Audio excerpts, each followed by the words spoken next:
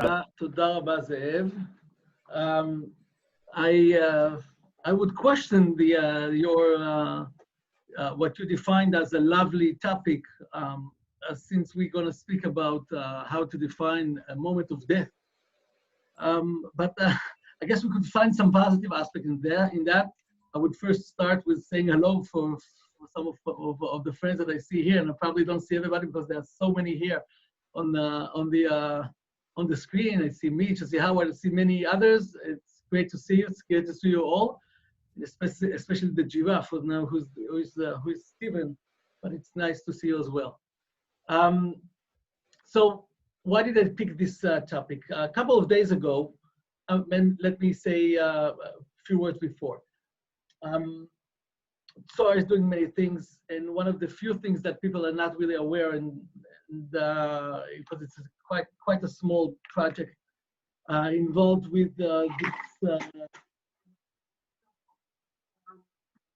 in this cell phone. Actually, I have two SIM cards, okay, and my other SIM card of my professional business has to do with picking up the phone, answering to families who want to consider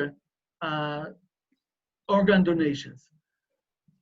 Very rare situation, okay? Out of 140,000 cases of death every year, only 150 cases end up with a situation where we can even consider organ donation in Israel. These are the numbers. And in many cases, they want to consult with the Rav, with the rabbi, to be able to provide them with the halachic guidance of how to do that and what should we look into that. Let me brief you. Just a couple of days ago, I received a phone call from one of the rabbanim of Tohar, who lives in Givatayim. And he had a very simple question. He said, I know you are involved with organ donation. One of my Kihila member, it's a very sad story, as a result of the corona situation, took his life. And apparently he wasn't so successful in that. And he got into the situation that he was capable, that his family had to decide whether to donate his organs, or yes or not. That's a very sad ramification of the corona. He got into very terrible situation. But when I get this kind of conversations, I always been asked about what is the halachic guideline for organ donation, and in general, how do we define the moment of death? And we'll look into that. I hope we'll be able to bring some hope in the end, because in the end, the goal of handling and dealing with this situation is to be able to save lives, and that's really makes us more. That's the pleasant part of the situation. So let's dive into the halachic discussion. Feel free to open the microphone and ask whatever question that you feel like. I actually not a big fan of the Zoom classes, but this is the reality, and let's move on with this.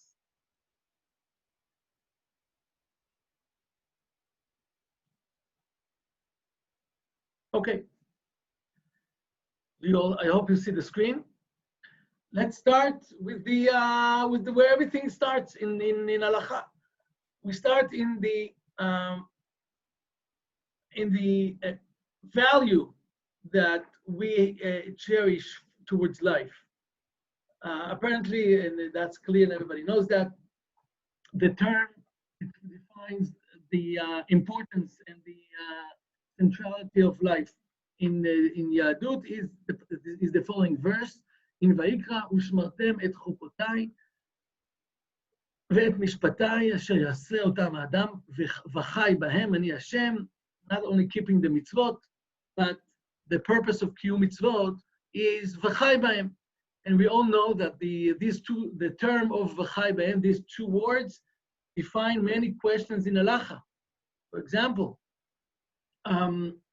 the Mishnah in Masechet Yoma says that as a result of v'chai bahem, that the purpose of kiyum mitzvot is in the end to bring us life, is that when it comes to contradiction or conflict between performing mitzvot like mitzvah Shabbat, which is one of the key mitzvot in the Torah, when it's in a conflict with keeping one's life, not even with vadai, with a certain level of pikuach nefesh, but also even in the case of safek, of a doubt situation, where we're not sure we'll be able to save lives.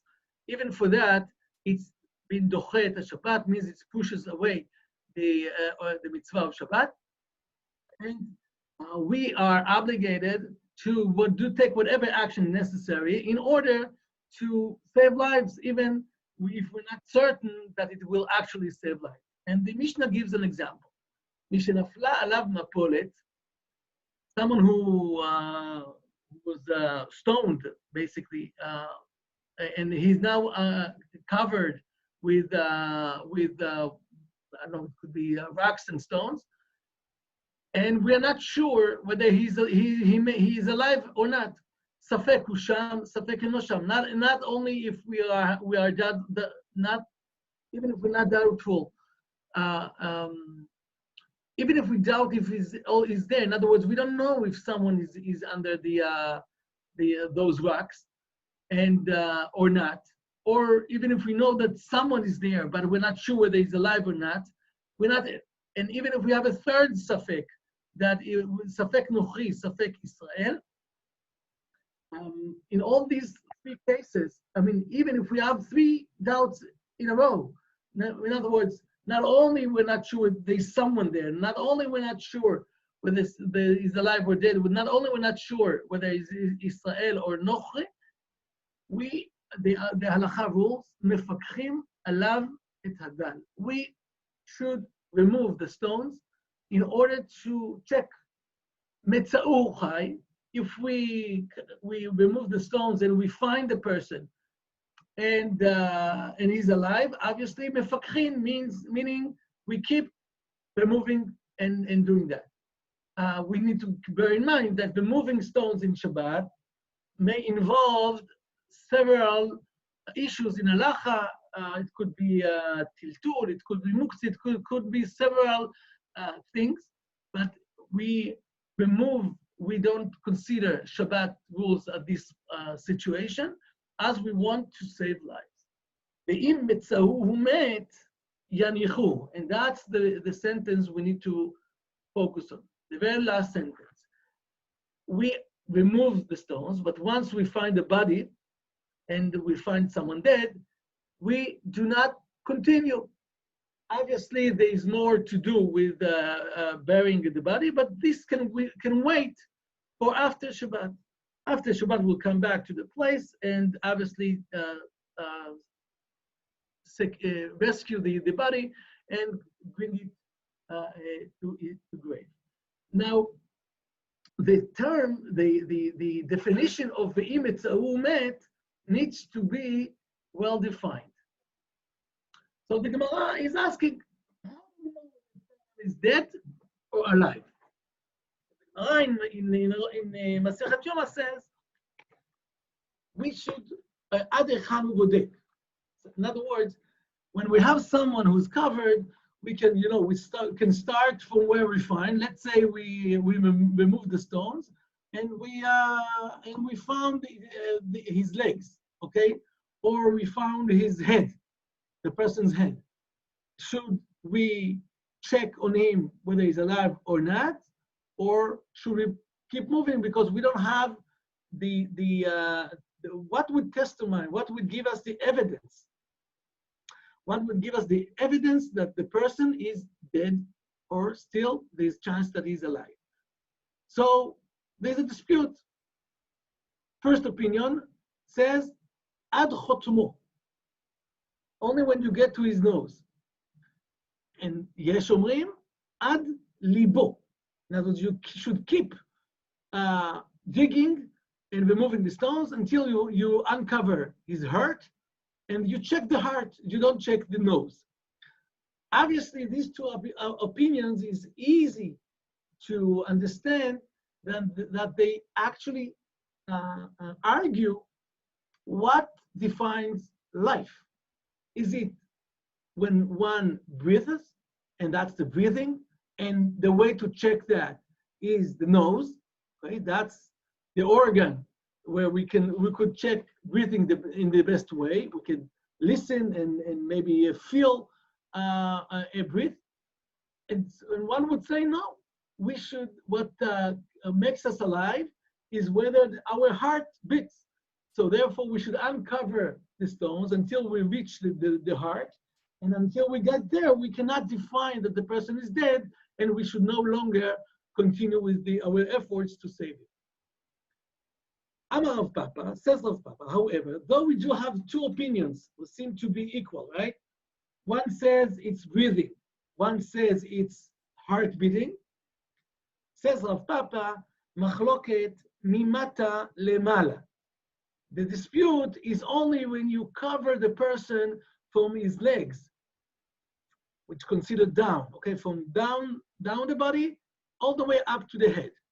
Aval mima'ala lemata, but in case you uncover the person and you reached his head and you are on the top, which is the head, mima'ala, and you uncover towards lemata, towards down the body, kevan debadakle ad chotmo, since at the moment that you uncovered his nose and you checked and there is no sign of life and no breathing, שוב אינו צריך.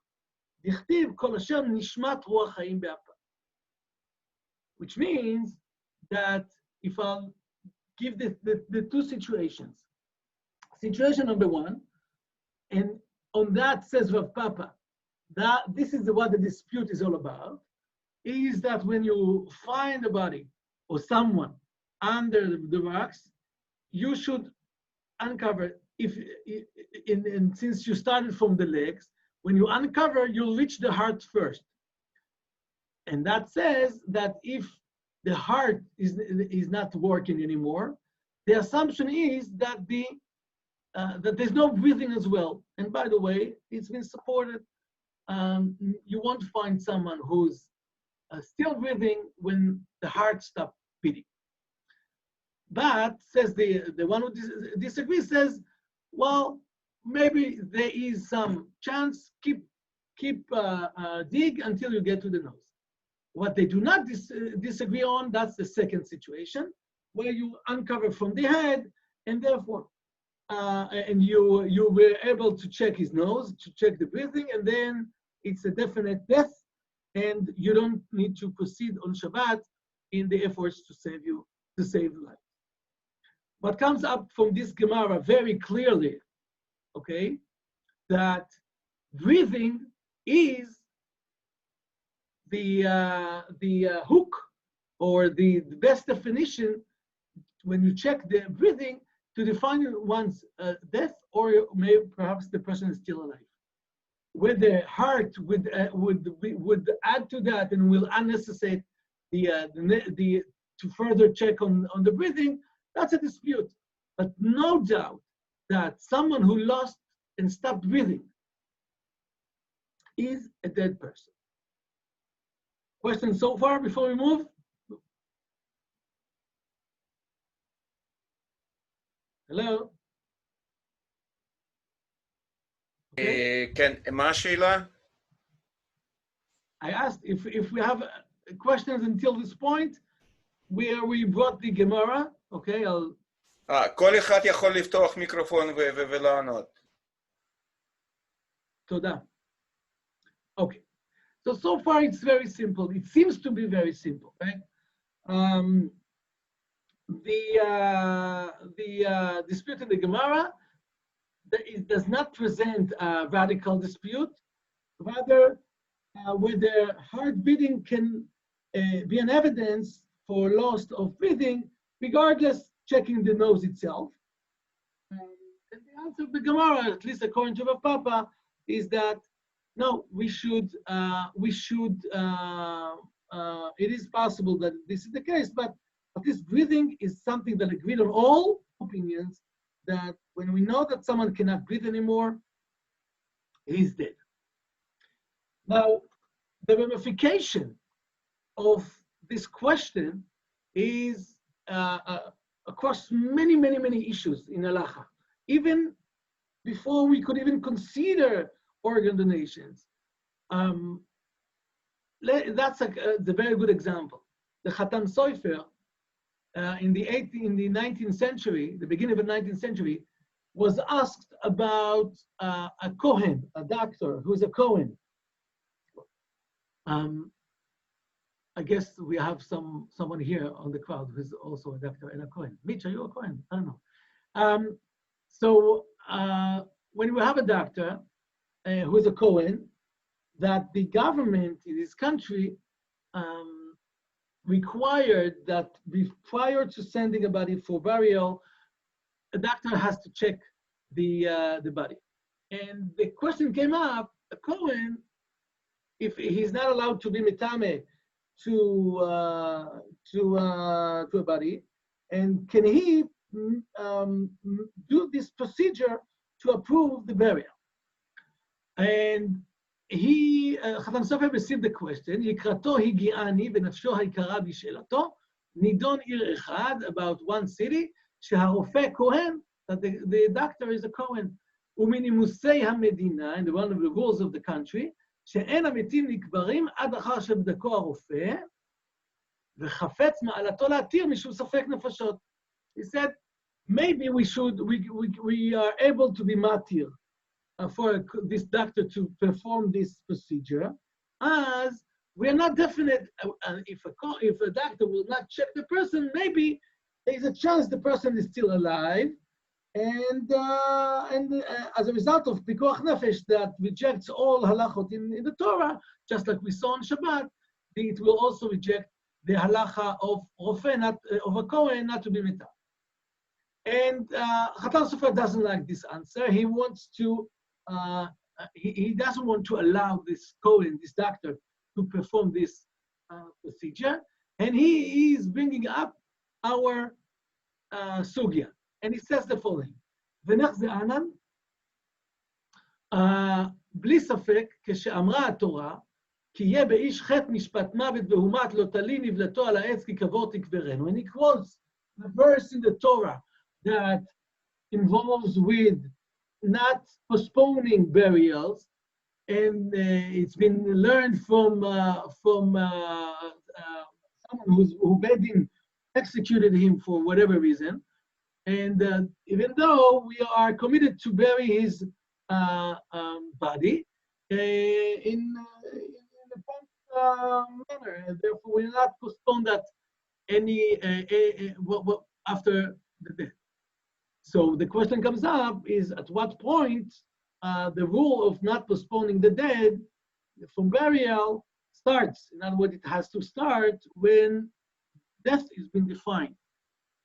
Says the Chatan Sofer, והעובר על זה בשום מת עובר על עשה ולא תעשה. In other words, it's a strict prohibition and a strict mitzvah, both עשה and לא תעשה, to perform that.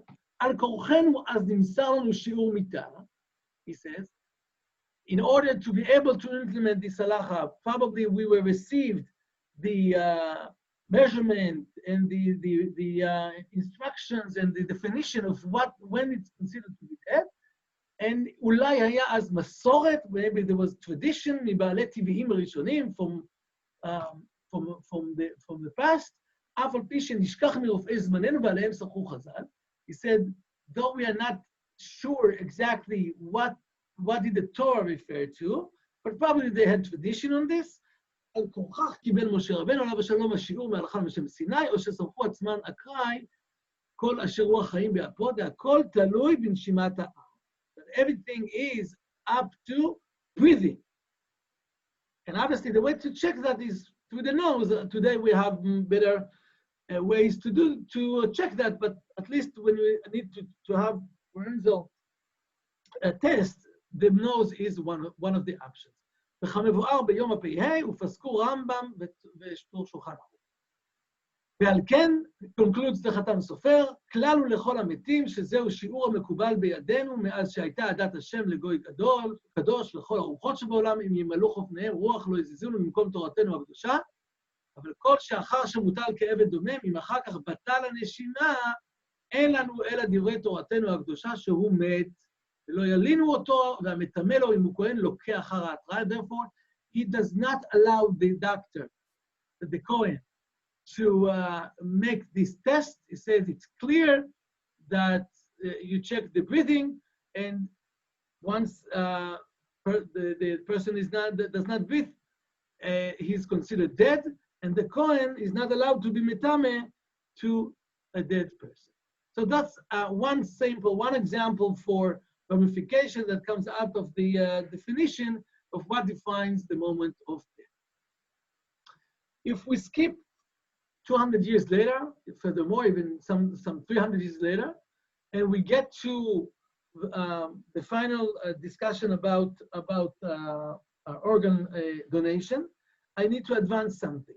We need to understand that the whole history of organ donation started in the 50s, 60s of the previous century, where the situation where you can still keep the body functioning, even though he's not breathing, and I'll be even more precise in this. We need to know that when we talk about breathing, we talk not only on the when you can't actually breathe. It's when it only happens when your brain dies, because it's a reflex. In other words, a person does not decide or choose, or it's not even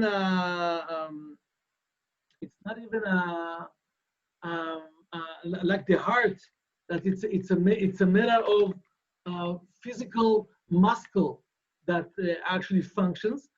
The breathing is a reflex. Okay, breathing is a reflex. In other words, and the like all other reflexes, it's all come up from the brain. In other words, it will, if the brain will die, the total death, and I'll explain that in a second furthermore, the person will not have this reflex of breathing. And to be even more precise, we're not talking about general brain issues. We are talking about the,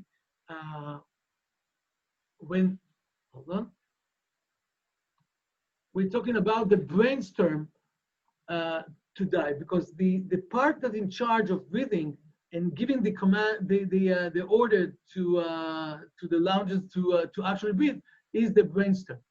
And we need to find out, once that happens, okay, then breathing stops. So when we talk about death, stop breathing, we actually talk about not just the death of the brain, but respiratory brain death. It's a combination, because it's the brain that controls the breathing. So when the science got to the point that even when one loses any function in the brain, still there are machines to keep the body functioning. In other words, the heart would start beating on its own, but we can have oxygen into the lounges, and we can let basically the body get the oxygen necessary in order for it to be maintained. The opening for organ donation has started, and there were several attempts, and in the beginning, the successes of this kind of surgery was quite low, but it went up and up to the point that people can live for very good years, 5, 6, 10, 15, even 20 years. We even got to the point that we can get donations from live people when it comes to kidneys or in some other options. So the option is there, and it's a great achievement. So when the discussion came up to Halacha, and I bring here just Rav Shaul Israeli, Rav Shaul Israeli says, like, and I'll surely share with you who else is saying that. that organ organ donation from a person whose brain death was set is halachic, is mutar according to halacha. Not just mutar, maybe even a mitzvah. So let's go step by step. Says Rav Shaul Israeli, and I share with you on the screen. ומכאן, כשהבדיקה הייתה מלמעלה למטה, לכל הדעות, סג בדיקת הנשימה, שאז אין ספק חי. In other words, it says, quotes of Papa in the Gemara that we saw, that no doubt that breathing, the check for breathing, is the check that defines whether someone dead or alive. והרי אין ספק, he says, שהיה ידוע להם לחז"ל, there's no doubt that חז"ל knew, שגם כשפסגה הנשימה עדיין ייתכן שהלב דופק. He says, there's no doubt that our sages knew that even after breathing is over, the heart can still beat. Okay? How did they know that? First of all, it says, שהרי כל ניתוחי השתלת הלב הם בחי, גם שהנשימה נפסקה. It says, וזהו דבר מורגש ומוחש, מבלי להשתמש במכשירים משוכללים שפותחו בזמן האחרון. אלא היה אפשר להיווכח מזה גם בזמן הגמרא, מהרוגי מלכות וממי שהותז ראשו. That's a very important sentence. It says, in the days of the Romans, or even later, הרוגי מלכות, sometimes they would take off their head, behead them. And when you behead someone, you can see that the person is not breathing anymore, yet the heart still beats. Not for a long time. It will take between minutes to a couple of minutes. It could be a few minutes or a couple of tenth minutes, but the heart in the end will stop functioning as well, but it will take it some time. And therefore, there's no doubt, okay, that someone who was beheaded is dead, even though that the heart still beats. Therefore, when our sages determine that breathing is what counts, the moment that a person does stop breathing, even though the heart still beats, no doubt, says Rav Shaul Israeli, that they were aware of the situation, and yet they find that breathing is the case, and therefore, even in our case, what we need to consider is not whether not the heart versus breathing and brain death. ואם כן, למה לא חששו לזה? ולמה נאמר להמשיך לפקח את הגל גם בשבת, והרי אמרו שם בלחיי שעה אינם מפקחים בשבת, אלא על כורחך, and that's the important line, כיוון שהנשימה פסקה לחלוטין, גם אם הלב פועם, אין עליו תורת חי ולא ניתן לפקח עליו בשבת. Okay? Okay, so what did we see so far? We saw the Mishnah, we saw the Gemara, we saw the Mishnah that says that for pikuach nefesh, even if not a definite pikuach nefesh, a risk situation, even just we have slight chances to rescue one's life, we remove all mitzvot, including Shabbat, and take whatever action necessary to save the person. In order to define at what point we stop our efforts, the Gemara brought a dispute, whether it's about the heart stop beating or the person stop breathing, and the Rav Papa makes the statement that everybody agrees that a person who stopped breathing is considered dead. We saw the ramification in previous days, like Rav Chatam Sofer, Rav Moshe Sofer said that that it may imply for a Kohen, a doctor who's a Kohen, whether he's allowed to be a Tameh for dead. And we saw that Rav Shaul Israel make a direct ramification for organ donation, and the situation where we are definite that the brain is dead and we maintain the body functioning, allows us to take organs and transplant them to other people to save their lives. Okay? But not everybody agreed. And I'll refer to one of the Gedolim who did not agree, and I'm referring to Rav Eliezer Woldenberg. He's known to be as the Tzitz Eliezer. Again, very recently, he was actually a colleague of Rav Shaul Israeli that we mentioned before, and he quotes the Chacham Tzvi that in his tshuva understood the Gemara in a different way, and maybe we'll dedicate a couple of minutes to understand how they understood the Gemara in a different way. But he says, no, Hakol Talui Balev. You see what the underlined sentence? Hakol Talui Balev. We need to ensure the death of the heart and not just stop the end of breathing. And he said, and he argues, אלא שלפעמים אף שהנשמה עדיין תוך הלב, אין הדפיקה ניכרת בליבו. רצונו לומר מבחוץ על החזה. Says, how does he understand the Gemara in Masechet Yoma? He says, the Gemara there was not about defining what organ needs to die in order to define death. The Gemara there, the way he understands that is that the Gemara is there is to the dispute and the whole discussion is what organ will give us the best sign, the best way to identify the situation. In other words, it's not about defining the death itself.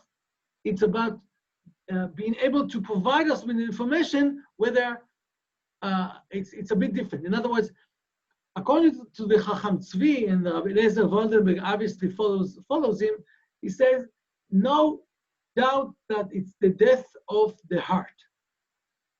And the discussion in the Gemara, what organ is a better indication for us for the death of the heart? In other words, just looking on the beats of a person, according to the opinion of the Gemara, does not give a good indication. Sometimes better indication or a more clear indication would be breathing. Apparently, they obviously see certain connection between the way the heart beats, okay, and the way it's been also implemented and can be identified by the breathing. We know that from scientific perspective, that's totally not true. As I said before, breathing, it has to do with the function of the brain, while beating, the heartbeats, is a matter of how strong the muscle of the heart itself. Okay. Where are we? Okay, I'm sorry. Here we go. Let's keep moving. Okay.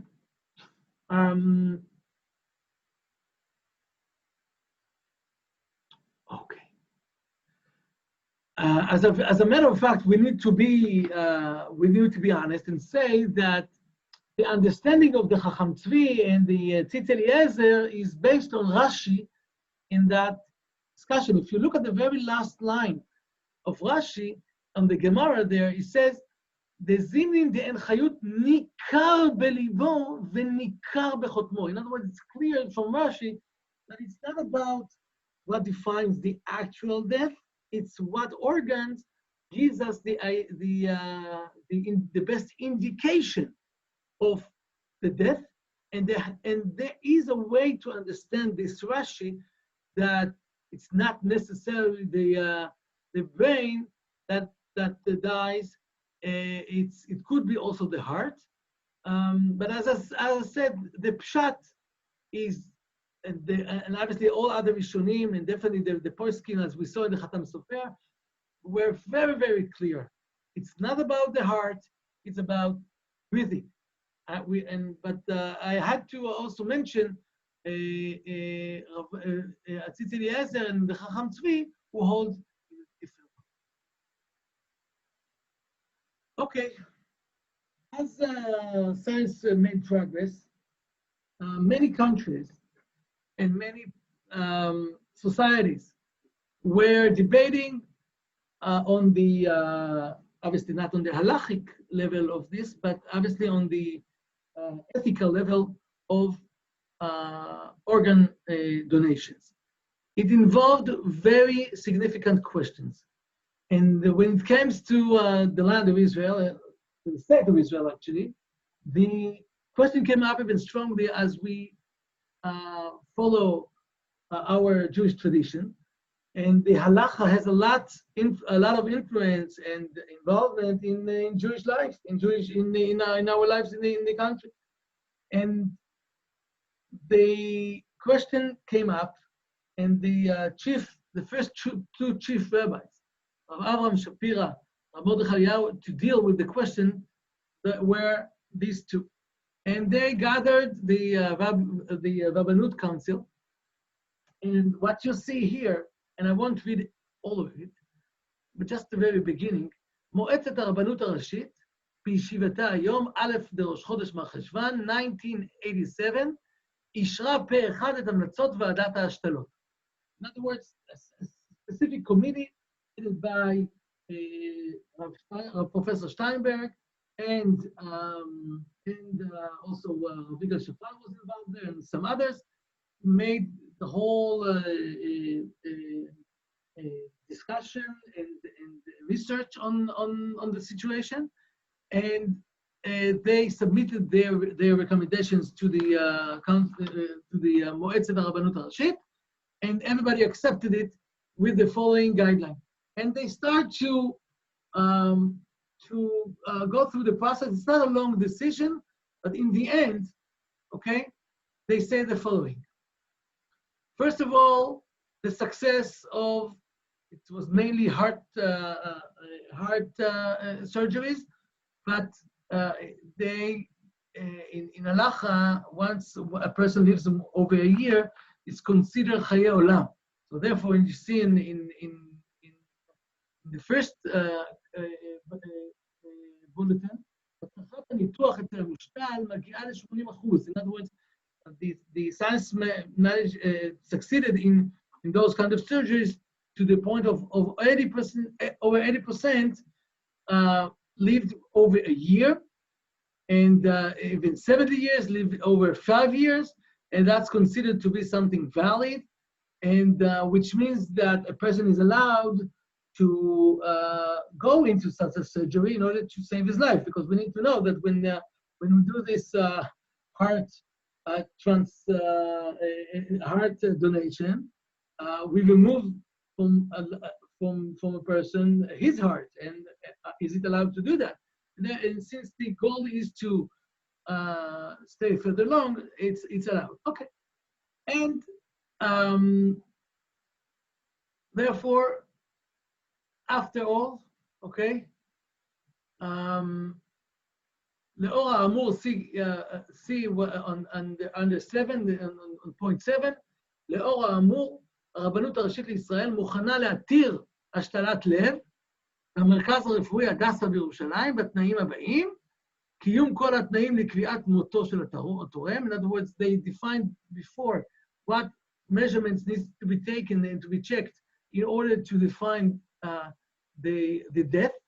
By the way, we have much more progressive tests in these days from the 1987, obviously. And rule number 2 is shituf netzug Rabbanut HaRashit. And I want to discuss that for a second. You see, rule number 2 that they said is a representative of the chief rabbinate has to be a member of the committee.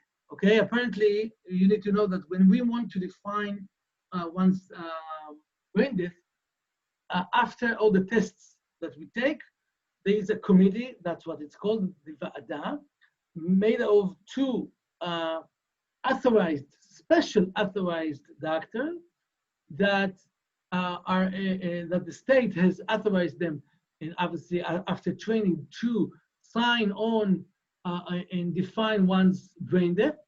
And the concept, the rule here of the Rabbanut here, saying that a rabbi, representative of the rabbinate, has to be part of this committee. Okay, part of this committee has to be the rabbi. And this line, remember it because we'll discuss it later on, is a significant one. In other words, depends on how you read it, right? But we'll get to that later on. We'll get to this later on. So rule number one, the person is defined as dead according to medicine. Two, a representative of this chief rabbinate was involved in the committee. Three, תינתן מראש הסכמה בכתב. In other words, there needs to be agreement of the family, either the person himself or the family. Just for you to keep in mind that in the very few countries have a different rule. They state that unless someone signed that he disagrees to donate his organs, all people in the country are under the rule that they will, if they're eligible, obviously their organs will be donated. In Israel, it's the other way around, and in most countries, a person or a family has to decide on this and sign. And there are four and five bulletins, but these are the five criteria, the five requirements that the rabbinate had in order to support halachically the move. Now we need to know that it's not just Rav Mordechai Eliyahu and Rav Avraham Shapira. Later on, it's all chief rabbis, all rabbinate councils, year after year, reapprove the psak that it's allowed to use brain death in order to donate organs. One of the important people to sign on this, and it's important for you to see that. I don't know if you can read it, what he says, but Shlomo Amma, when he was the chief rabbi, he wrote that Torah, he wrote psak, reapproving what Rav Mordechai Eliyahu and Rav Avraham Shapira said. But what's most important, I don't know if you can see that on the very, very bottom of the page, there is the signature of Rav Ovadia Yosef. And that's very important because Rav Ovadia Yosef influences not only, let's say, religious communities, but also more traditional communities, and even some, to the extent Haredi Sephardi. I have to say that Rav Ovadia Yosef's son, who currently serves as the chief rabbi, Rav Yitzchak Yosef, though he did not pull out the rabbinate, not just agreement, but supporting organ donations, but on one-on-one, when he is being asked what to do, he said, well, we don't know what to do. It's true that my father supported it, but others do not support it. And he's leaning towards the Haredi, not even Haredi, we should say the Litai Haredi,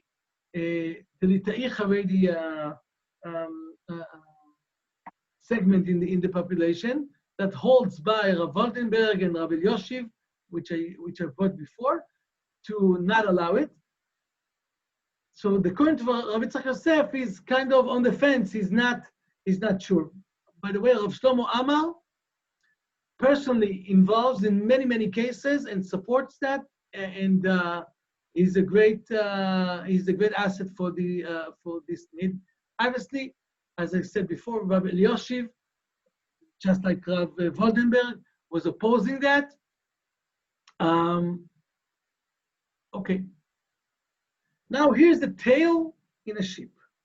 I don't know if you heard of this case, because on those days that Rav Steinberg and Rav Yigal Shafran, which in the cabinet were trying to get as many poskim to support the psak.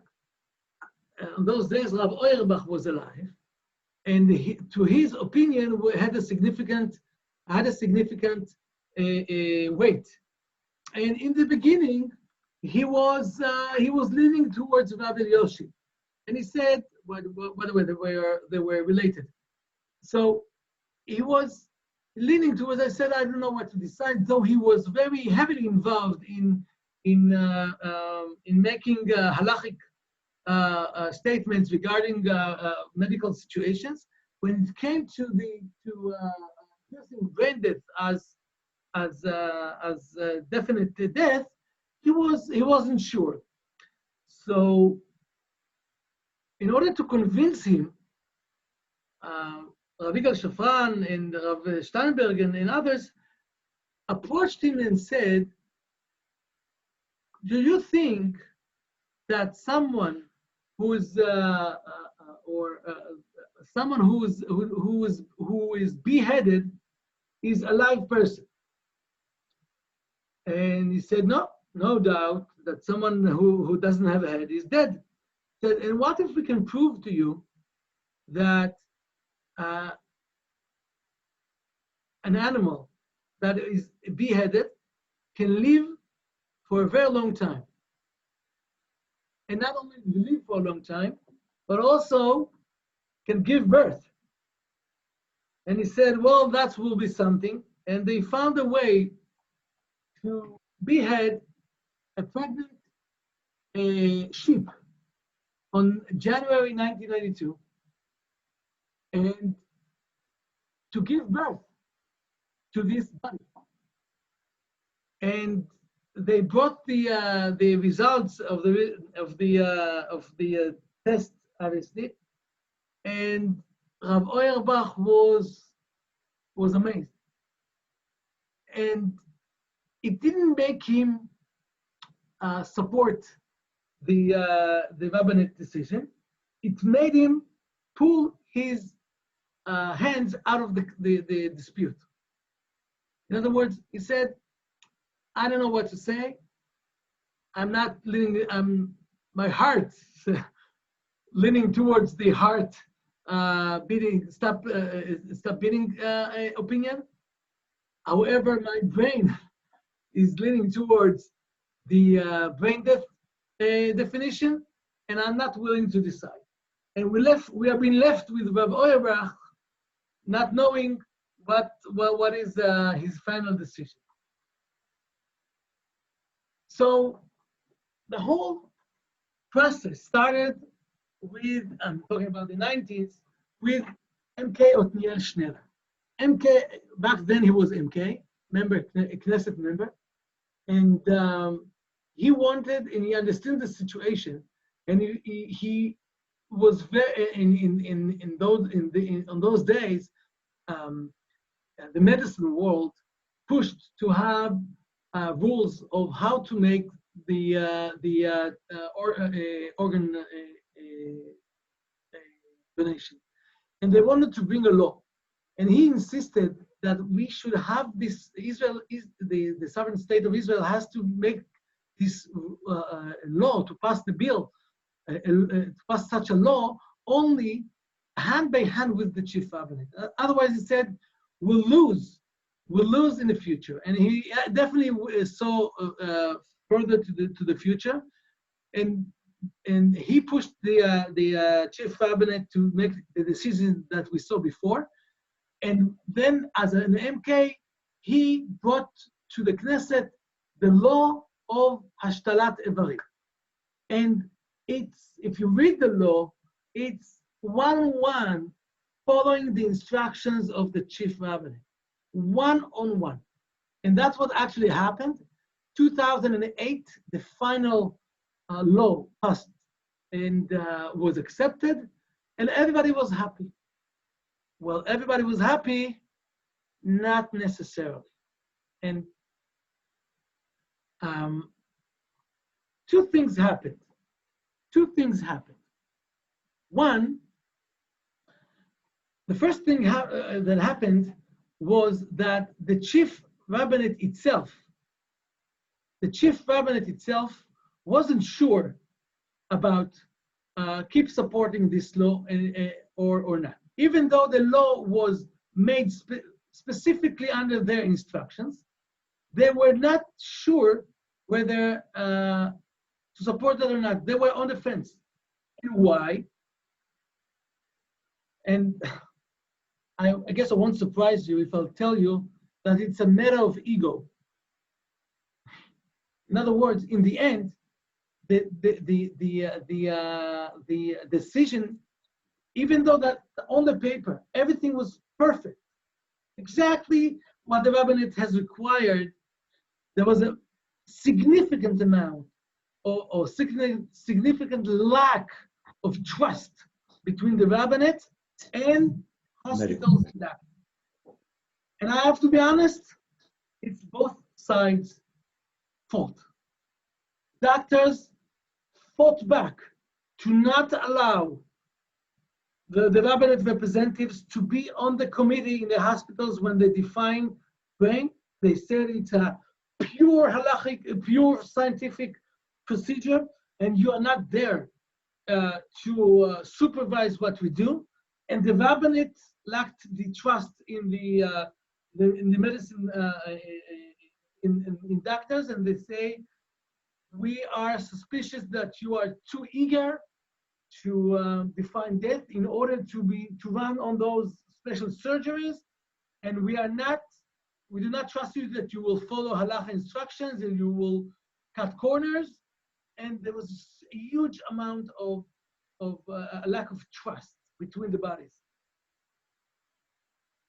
In other words, even that such a great progress was made, yet nothing actually happened. Nothing actually happened. Skipping a few years later on, Rabbi Professor Avraham Steinberg, who was heading the committee that the chief rabbinate made, who was both a doctor and both a professor and a rabbi, felt a lot of frustration. So here's what he did. He took 500 cases. And you need to know that 500 cases, when you have only 180 cases a year where you define brain death, meaning that it's over 4 years of ongoing tests that he made. And he took report after report, okay, signed by those two doctors that are part of the committee, checked all the tests, the physical tests that is required prior to this committee. And he went through all those reports. It took a lot of time, and he got back to the chief rabbis, and he told them, listen, I must say that there was no one single case that the doctors failed and did not follow the rules that are following the rules that follows the halachic guidelines. In other words, he says 500 cases are good reason to remove the lack of trust and start a new era. And that's what happened. The chief rabbinate pulled the requirement of physical presence of the rabbinate representative in the committees, and basically gave permission to the hospitals to run the operation on their own. I must also say that it's not just the lack of the rabbinate trust that was removed, but also the willingness of doctors and they fought and fighting back that the doctors had towards the rabbinate also was removed.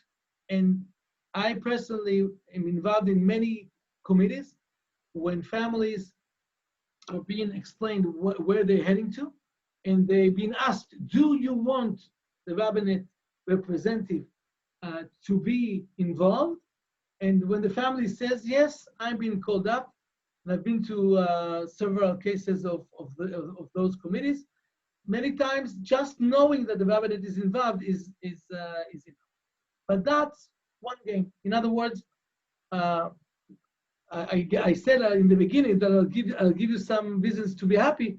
So that's one reason to be happy. In other words, the rabbinate and the medical operation made peace. Okay, Baruch Hashem. But that's not the case. I think what we're facing at the moment is something even more radical, even more problematic. And let me share with you the following picture. You know Avi Cohen? He was a very famous football or soccer, shall I say? It depends if you're from England or the States. Player, Avi Cohen. And he passed away in an accident. Okay, never mind the situation. And though he was completely irreligious, some of the family members were connected to Rabbanim, and obviously Haredi Rabbanim. And they fought back to not allow, even though the family was interested, and Avi Cohen himself was signed on an agreement, what is called the Adi card. I'll talk to you about it in a second.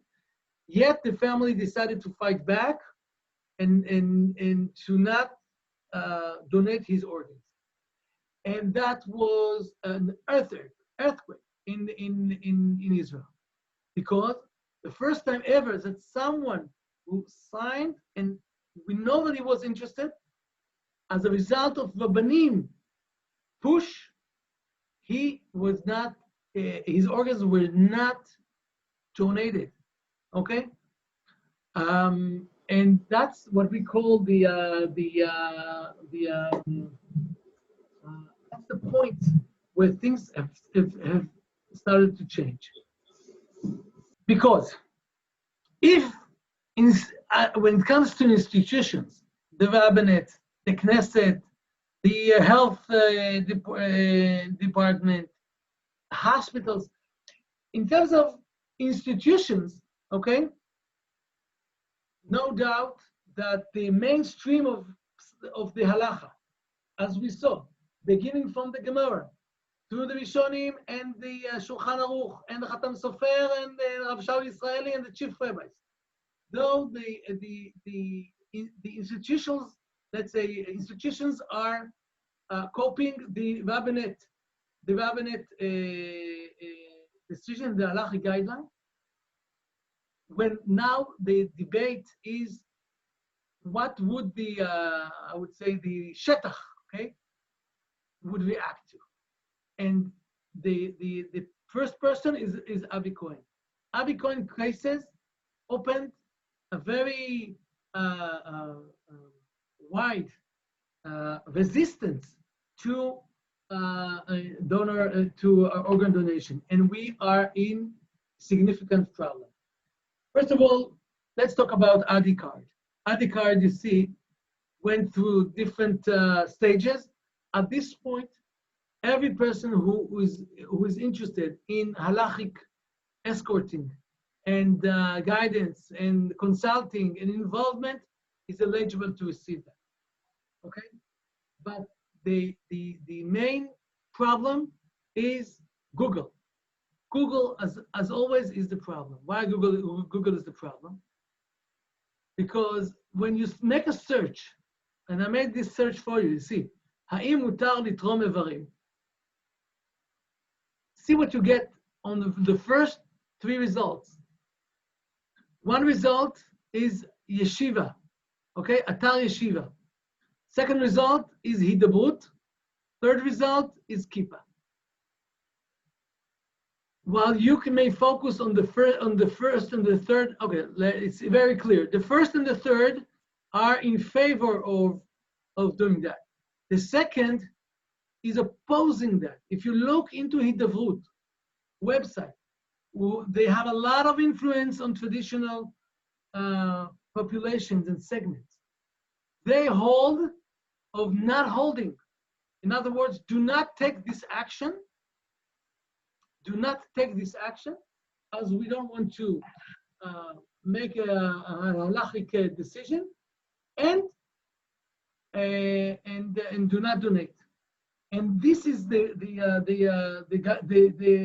exactly the place where we are. Would populations, how many people in Israel would keep donating or will donate, yes or no? This has to do, it's not halachic discussion anymore. The halacha is known. We know there is what I call the mainstream. We know the institutions, and we know halacha, and we know there is an opinion opposing that. The fight, the battle, should I say, right now, is what would the public decide. And when it comes to Chiloni public, it's very clear. You donate organs. When it comes to Haredi, very, very problematic, because Haredi who are being influenced by the Litai segment, and as I said before, even Sephardi Haredi, who could easily follow Rav Shlomo Amar and Rav Ovadia Yosef and Rav Mordechai Eliyahu, yet they are towards leaning the Rav Elioshiv Psak. Baruch Hashem, when it comes to the religious Zionist community, the situation is very good. We barely face any resistance as a result of such a request, but we are in major problem. Why? And let me stop the sharing, because I don't know if you know, but in moments of death, in moments that families experience death, they not only become shum, they become ultra shum. People who never ever asked a rabbi any question before, they may go to the most extreme people who on regular days they would speak against them and do whatever they can in order to not give them any kind of influence. When it comes to moments of death, they may interact with such rabbis, and they would give their own psakim and would end up not donating. And I have experienced that over and over and over. Since the decision is that unless all relatives, let's say I'm talking about first kirva, okay, like son, children, brothers, whoever is in first connection to the person who died needs to sign that they are in agreement for a donor for organ donation. And for them, okay, they may go to those rabbis, and they never they will not donate, and we are in struggle. Let me share with you a story, okay? Just like let me share with you a story, okay? That was a success story, okay? In other words, what we are trying to do is to be able to escort and give guidelines to families. And I have to say, when I speak to family, I don't ignore the opinion that does not allow. I say to family, listen, there are opinions. The mainstream is so. If you wish to be machmir, we'll accept that. But you need to know what the reality is, and not just to give only one side, okay? The story that I share with you it has to do with Eliezer Berland. I don't know if you know the name. Eliezer Berland is heading a very extreme group in the Jewish quarter called Shuvu Bani. Belongs to Breslav. Right now, he's in court, Toda Lael, for taking enormous amounts of money, promising basically things that he could never promise, and using people's situations to literally make them poor. And you hear that from media, and you don't really trust that, and say, yeah, probably there's another side. Someone's interest. I'm telling you something I've heard. I know from firsthand. Okay, a family the entire family was in favor of giving permission to donate organs. The person who died had a little a boy. Okay, and he was 14 years old, and he was involved in his community in one of the classes. One of the Breslav guys gave. He wasn't the tea, but he was involved. So he called his madrich, his guide, the person who gave the class, and he said, "No way, you don't do that. I'll connect you to Eliezer Berland, and he will come and do whatever is necessary, and your father will get back to life, and he's not dead even, he's just asleep." And like 3 a.m, the boy is next to his father's bed. Eliezer Berland is stepping in, and he's making this whole show how he's bringing salvation to the soul of his father, and speaks to the boy, and he says to him, "Listen, the doctors will tell you to donate organs to disconnect your father from all the machines here. Don't let them do that. They don't like you." In other words, he's pulling the little boy who is holding up to the hope that his father will still get back to him. And he literally took from this boy 35,000 shekels. 30 in cash, okay? And this boy comes up, he turns back to the faculty, to the staff in the hospital, and the person who is involved, and he's yelling at her that his father is alive, and he was promised that he will get back by Shabbat back home.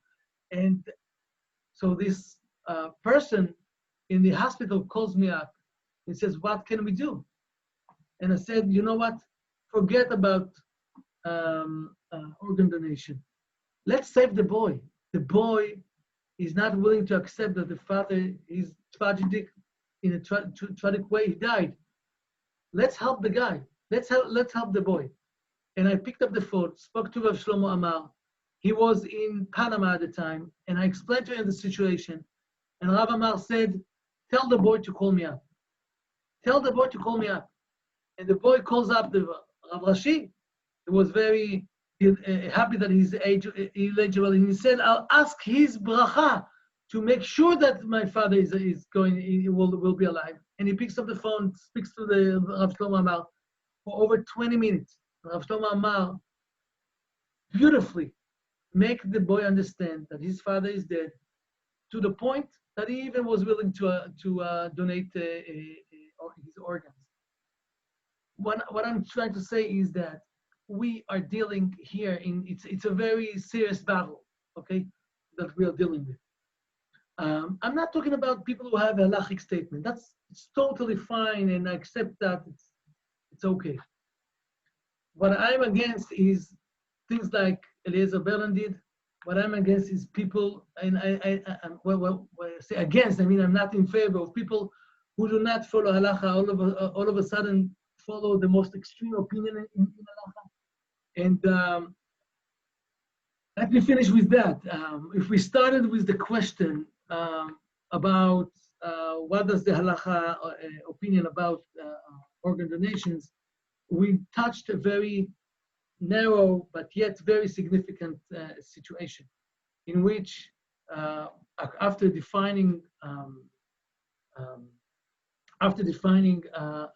brain death, we are eligible to take his organs and give it.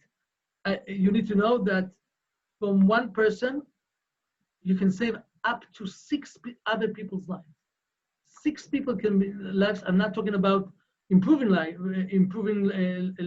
but I'm just talking about actual lives that can be saved. I normally tell families that we always pray and daven that we seek for the days of Tchiyat HaMetim. And we can't even imagine how things like that happen. How could it happen that a dead person will be alive? And I give them, we don't know that, we still don't really understand that. But we can see how a dead organ who is considered halachically dead can still be alive. And that's the organ donation. And in a sense, from my perspective, the way I see that, it's a sense of Tchiyat HaMetim. Mamish, we can see that in our very eyes. And the value of it and the mitzvah that one performs, there's so much to do. So if I'll end up with a call to action before I take questions, I would say that if you didn't sign Adi card so far, or if you didn't tell your kids, your family, that you signed it, and if you did not encourage them until now to do that, I encourage you to do so. Go ahead, make a big thing out of it, okay? Make a ceremony. I'm signing Adi, and I want you to know that if you feel like that, obviously, if you follow the other opinion in Halacha and you don't feel like this, that's fine. But if you do feel like that, I think since the battle right now is the social battle and not the halachic battle, we need to, whoever supports that, to go ahead and do something with it. And I once had a call, I don't know if you recall, there was another situation when someone was murdered next to Ariel, if you know the case a year and a half ago. And I received a phone call from a Haredi woman that asked, from a very Litai community, asked for my opinion, and I said, listen, if you're a Litai, you need to know that she said, even though I'm going to sign it, and she made a whole ceremony, let the entire community, the entire family to sign the Adi card. And though she knew that in the end of the day, she might not be the donor, but at least she made a statement that she supports people who want to donate. So, questions do we have, or? שנתן יפתח את המיקרופון. Is it? שנייה, כל אחד יכול לפתוח, אתם יכולים להגיד את זה באנגלית, כל אחד יכול לפתוח את המיקרופון. You can all open up. Open microphone, please. Is it possible to get a copy of the PowerPoint presentation? I'll send it through Torah Mitzvah. Yes. Yeah. Rav Boaz, send a link and background information in English about a D for further reading.